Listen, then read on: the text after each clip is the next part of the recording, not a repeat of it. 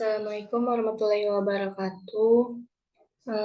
Perkenalkan, nama saya Zorinur Hazifa, NPM 044. Baiklah, di sini saya akan mempresentasikan materi komunikasi kesehatan, yaitu tentang ruang lingkup kesehatan. Sebelumnya, izin share screen.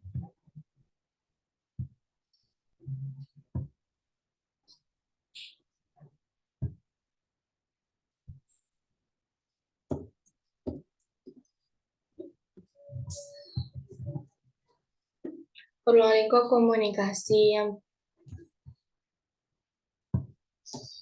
yang pertama, bahasanya ada unsur-unsur komunikasi, yang mana unsur-unsur komunikasi ini terdiri dari yang pertama, sumber. Sumber ini merupakan salah satu unsur dasar yang digunakan dalam penyampaian pesan.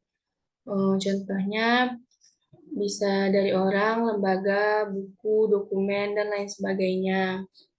Yang kedua, komunikator, yang mana komunikator ini merupakan orang yang membawa dan menyampaikan pesan. Contoh, kepala puskesmas menyampaikan materi penyuluhan.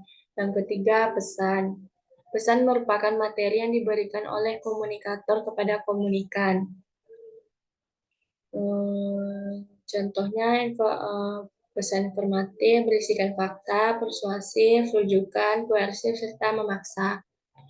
Yang keempat ada channel, yang mana channel ini merupakan saluran penyampaian pesan atau sering disebut dengan media komunikasi. Contoh, telepon, radio, televisi, dan lain-lain sebagainya.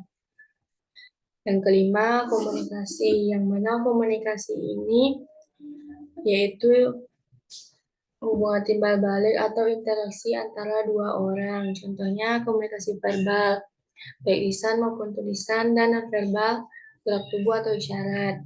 Yang keenam ada efek, yang mana efek ini adalah hasil akhir dari suatu proses komunikasi. Contohnya sikap dan pendapat seseorang terhadap suatu masalah. Bahasan yang kedua ada prinsip-prinsip komunikasi.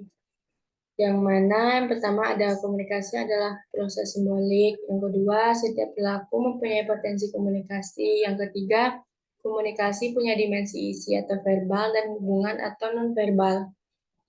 Yang keempat, komunikasi ini berlangsung dalam berbagai tingkat kesengajaan. Yang kelima, komunikasi terjadi dalam konteks ruang dan waktu. Yang keenam, komunikasi melibatkan prediksi peserta komunikasi. Yang ketujuh, komunikasi bersifat sistematik. Yang kedelapan, semakin mirip latar belakang sosial budaya, semakin efektiflah komunikasi. Yang kesembilan, komunikasi bersifat prosesual, dinamis, dan transaksional. Yang ke-10, komunikasi bersifat non-sekuensial. 11, komunikasi bersifat irreversibel.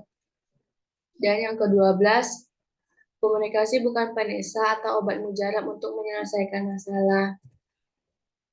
Bahasan selanjutnya ada gangguan komunikasi, yang mana ada gangguan saluran,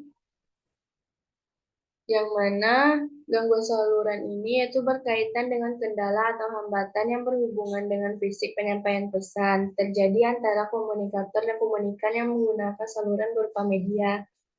Yang kedua ada gangguan semantik, yang mana gangguan yang berhubungan dengan tata kebahasaan, di mana gangguan ini sering terjadi karena kesengajaan atau ketidaksesuaian antara pesan yang disampaikan komunikator kepada komunikan. Bahasan selanjutnya ada hambatan komunikasi. Yang pertama ada hambatan dari proses komunikasi, yaitu hambatan dari pengirim pesan, hambatan dalam penyandian atau simbol, hambatan media, hambatan dari penerima pesan, serta hambatan dalam memberikan balikan. Yang kedua ada hambatan fisik, terdiri dari gangguan kesehatan, gangguan pada alat komunikasi dan jaringan listrik. Yang ketiga, hambatan semantik. Kata-kata yang digunakan kadang-kadang tidak jelas atau berbelit-belit. Yang keempat, ada hambatan psikologis. Misalnya dalam musibah menimbulkan trauma yang sangat tinggi pada korbannya, sehingga pada saat diajak komunikasi menjadi tidak nyambung. Baiklah, sekian materi yang bisa saya jelaskan. Salah kurangnya saya mohon maaf. Assalamualaikum warahmatullahi wabarakatuh.